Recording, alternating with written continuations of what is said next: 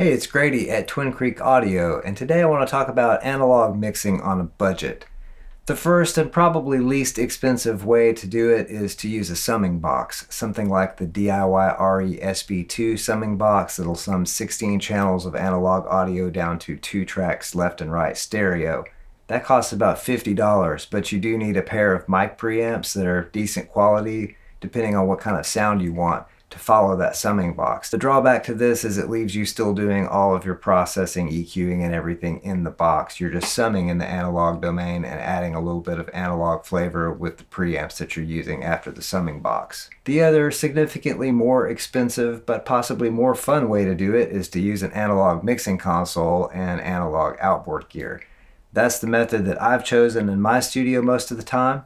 I'll use the analog mixing console and I'll use a selection of different analog outboard gear that are in my racks to do most of my mixing. And I use my DAW as if it's a tape machine, except, a very powerful tape machine. And I can submix things in the DAW, send those out to pairs of channels on the console, and do my mixes like that. I spent over $1,500 having a Slate Digital plugin subscription for about 8 years.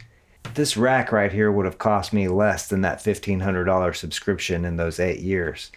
And in fact, I started buying a lot of this when I realized how much those plugin subscriptions were costing me over time. So here's some of my cool racks. I'm not going to get into the one over on the right. That's mostly preamps and a DBX 1066 that I got for about $100.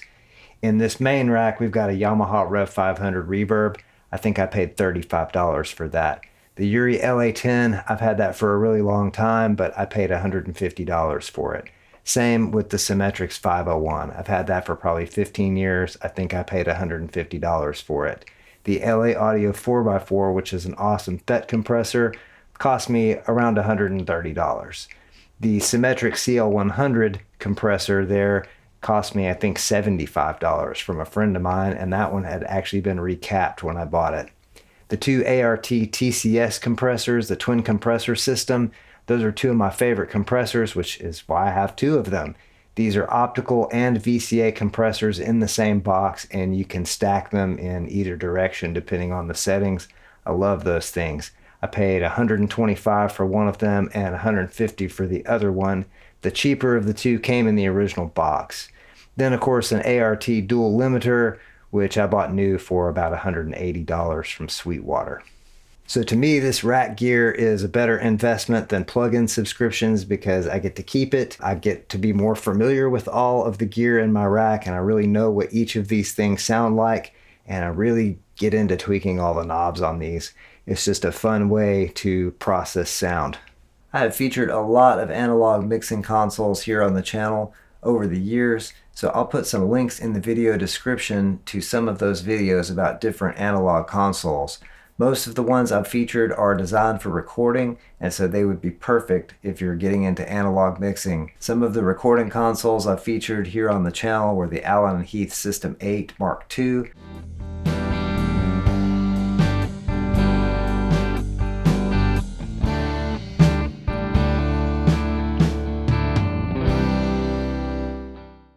I've also featured the classic Mackie 8 bus, the 24/8 in this case.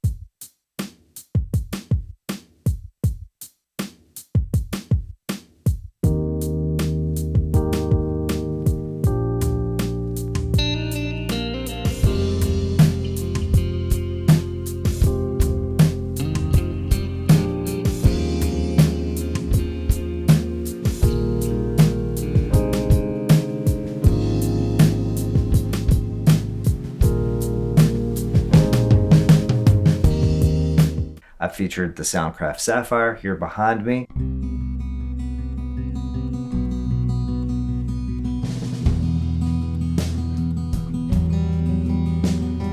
Hiding out your window, wondering how I got here.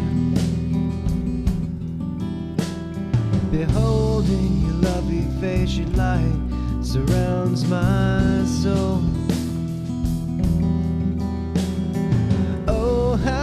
This far only to be told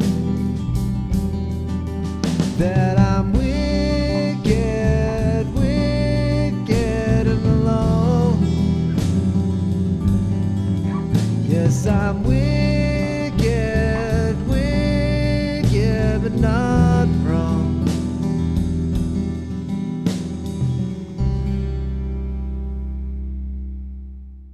Also featured the Yamaha RM804.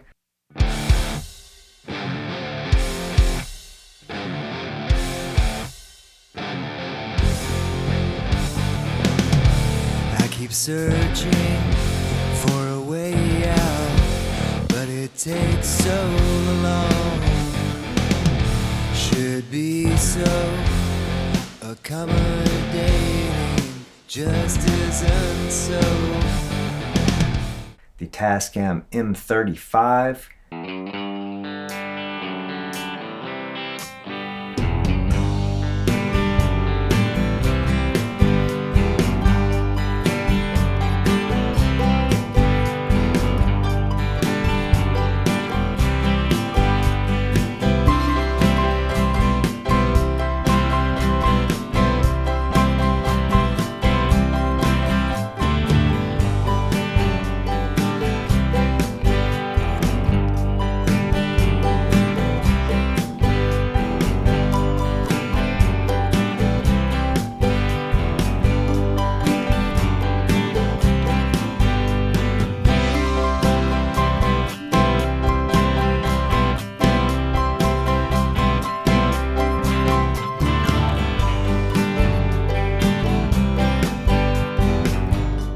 The Soundtracs Topaz recording console was one of the first ones that I featured here on the channel, so that's a great one on the used market. They seem to be pretty inexpensive these days.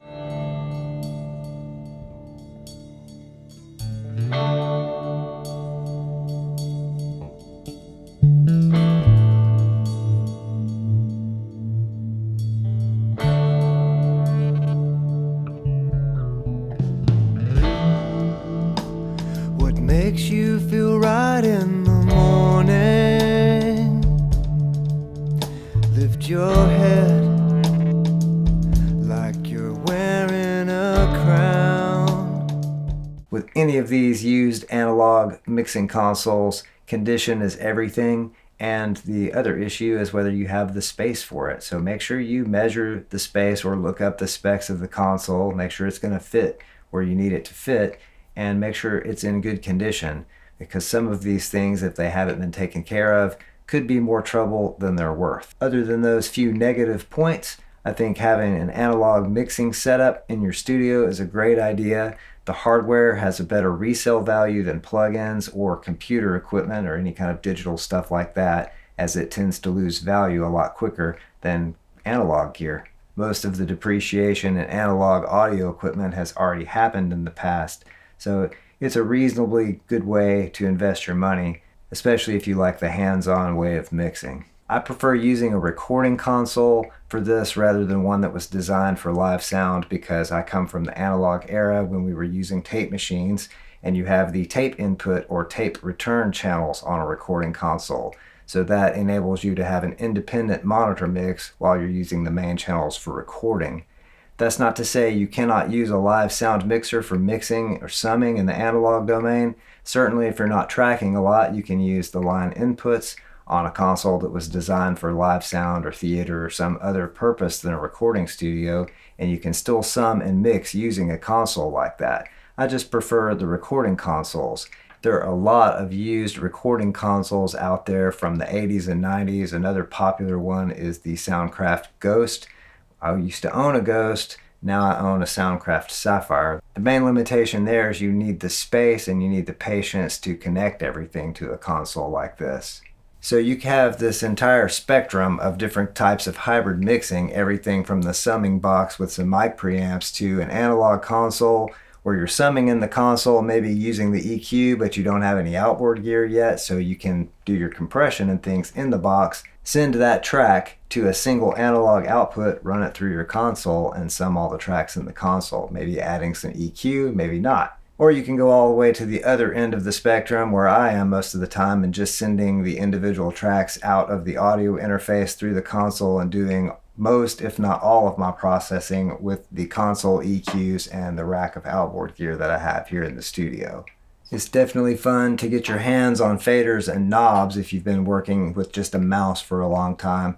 It's kind of a satisfying feeling to work with faders, EQs on a console, work with a rack of analog outboard gear. Instead of having your eyes on a screen the entire time, you can just hit the space bar for playback, and the rest of your attention is focused on the analog equipment where you're performing your mix. I really appreciate everyone that watches my videos. Thank you so much to everyone who has subscribed to the channel over the years. I hope each and every one of you out there has an excellent and wonderful day, night, evening, weekend, weekday, hour, minute, second, nanosecond, whatever it is you're having. Have a good one. Thanks so much for watching.